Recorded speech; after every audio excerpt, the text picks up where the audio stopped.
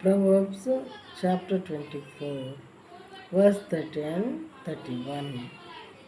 I passed by the fields of a sluggard, by the vineyard of a man lacking sense.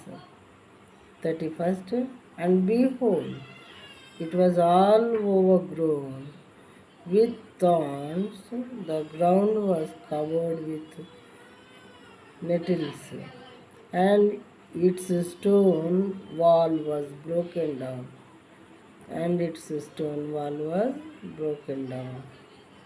In Telugu, సోమరివాని చేను నేను దాటి రాగా, తెలివి లేనివాని ద్రాక్ష తోట నేను దాటి రాగా, ఇదిగో దాని యందు మొండ తుప్పలు బలిసి ఉండెను, దూలగొండ్లు దాని కప్పి ఉండెను, దాని రాతి గోడ పడి ఉండెను.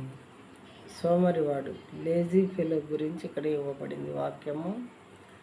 చాలామంది లేజీగా ఉంటూ ఉంటారు వాళ్ళ పనుల్లో.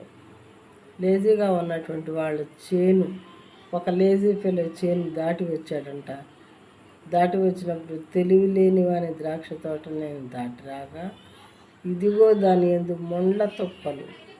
ఎందుకంటే చెట్లు మొలిచినప్పుడు ఎప్పటికప్పుడే పీక్కోవటం లేకపోతే నరకటం ఇలాంటివి చేయించట్లేదు. ముళ్ళ తుప్పలు వచ్చేసి బాగా బలిసి పెద్ద అయిపోయాయంట. అంటే వాడు ఎంత లేజీనో చూడండి. అవి అంతగా పెరిగే వరకు కూడా చేన్ని పట్టించుకోలేదని అర్థం అనమాట. దూలగొండ్లు అని కప్పి ఉండేను, పని బాట లేకుండా తిరిగే పిల్లలందరూ కూడా దానిలో పడి ఆడుకుంటూ ఉన్నారనమాట. అండ్ రాతి గోడ పడి ఉండేను, దాని చుట్టూ ఉన్నటువంటి కాంపౌండ్ వాల్ కూడా పడిపోయింది. అంటే ఏమాత్రం కూడా మరి పొలం బాగు చేసుకోవటం కానీ, మరి దున్నించుకోవటం, పండించుకోవటం ఇలాంటివి ఏమీ లేకుండా ఊరినే వదిలేశాడనమాట. అప్పుడు పంట లేకపోతే ఏమవుతుంది? వాడుకు ధనవంతుడు అవుతాడా, దరిద్రుడు అవుతాడా? దరిద్రుడు అవుతాడు.